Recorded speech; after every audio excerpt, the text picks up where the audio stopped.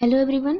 इस वीडियो में हम इकोनॉमिक्स के मैक्रो इकोनॉमिक्स के शॉर्ट नोट्स हैं बीओपी चैप्टर के, बैलेंस ऑफ पेमेंट्स चैप्टर के, ठीक है, जो आपके सीयूईटी के लिए काफ़ी ज़्यादा और क्लास 12th के लिए भी काफ़ी ज़्यादा हेल्पफुल रहेंगे उनकी क्विक रिवीजन के लिए। तो सबसे पहले मैंने इसमें बीओपी के बारे में बताया हुआ है। आप सबसे पहले इसका स्क्रीनशॉट ले लो। ओके, तो सबसे पहले मैंने यहाँ पे बीओपी की डिफाइन के बारे में बताया हुआ है, फिर मैंने बताया हुआ है कि एक फ्लो कॉन्सेप्ट है, फिर इकोनॉमिक ट्रांजैक्शंस के बारे में मैंने कुछ डिफाइन कर रखा है। सबसे पहले उसकी डिफाइन लिखी है, involve transfer of ownership. Then उसमें क्या क्या चीज़ें इंक्लूड होती हैं वो भी मैंने लिख रखा है, visible items, invisible items, unilateral transfers and capital transfers. तो ये सब मैंने लिख रखा है, थोड़ा थोड़ा इनके बारे में लिख रखा है। जैसे इनविजिबल आइटम्स के अंदर क्या इंक्लूड होता है, शिपिंग, बैंकिंग, इंश्योरेंस, ठीक है, ये सब इंक्लूड होता है। ऐसे यूनिलैटरल ट्रांसफर्स के बारे में भी लिख रखा है, जिसको हम अनरिक्वेटेड ट्रांसफर्स भी कहते हैं, ठीक है, और इनको वन साइडेड ट्रांजैक्शंस भी कहा जाता है। तो ऐसी कैपिटल ट्रांजैक्शंस के ट्रांसफर्स के बारे में मैंने लिख रखा है, मतलब जिसमें capital receipts and capital payments आती हों। ऐसे ही हमारा अब ये है बीओपी के बारे में। बीओपी मैंने लिख रखा है, बीओपी हमारा double entry book keeping system पर बेस्ड होता है, ठीक है। इनफ्लो अगर कोई भी फॉरेन एक्सचेंज का होगा तो क्रेडिट साइड में, आउटफ्लो होगा तो डेबिट साइड में। बीओपी 3 तरीके का हो सकता है, बैलेंस, सरप्लस और डेफिसिट। बैलेंस का मतलब जहाँ पर रिसिप्ट एंड पेमेंट हमारी इक्वल हो।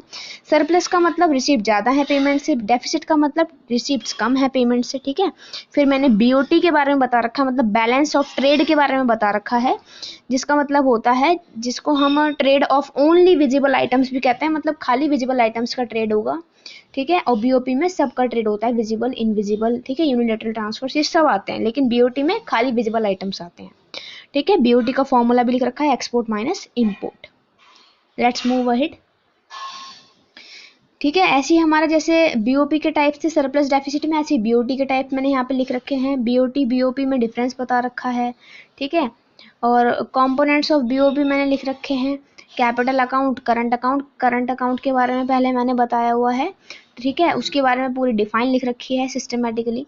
फिर इसके इफेक्ट्स लिख रखे हैं, कोई भी ट्रांजैक्शन होगी करंट अकाउंट में तो वो क्या क्या करंट अकाउंट में इंक्लूड होता है वो मैंने लिख रखा है, visible item, invisible item, unilateral transfer and income receipt and payments, ये सब इंक्लूड होता है, ये लिख रखा है। इनके इफेक्ट्स लिख रखे हैं, अगर एक्सपोर्ट होगा तो वो हमारा इम्पोर्ट, मतलब एक्सपोर्ट एंड इम्पोर्ट हमारा विजिबल आइटम्स का है तो डेबिट साइड में इम्पोर्ट आएगा और क्रेडिट साइड में एक्सपोर्ट आएगा। ऐसी इनविजिबल का है तो भी सेम रहेगा, ठीक है। यूनिलैटरल ट्रांसफर्स हैं, डेबिट कब होंगे, जब वो अब्रॉड टू अब्रॉड होंगे, और क्रेडिट कब होंगे, जब हम अब्रॉड से लेंगे, ठीक है। ऐसे ही इनकम रिसीप्ट्स एंड पेमेंट्स हैं, डेबिट कब होंगी, हमारे करंट अकाउंट में बीओपी के, जब वो पेमेंट की जाएंगी, और क्रेडिट तब होंगी जब हमारी वो रिसीप्ट्स होंगी, ठीक है। तो ऐसी एक टेबल के थ्रू ये समझाया गया है ट्रांजैक्शंस का इफेक्ट, कि डेबिट में आएगा या फिर क्रेडिट में आएगा, और ये तो आप पता लगा ही लोगे कि करंट अकाउंट में आएगा या फिर कैपिटल में।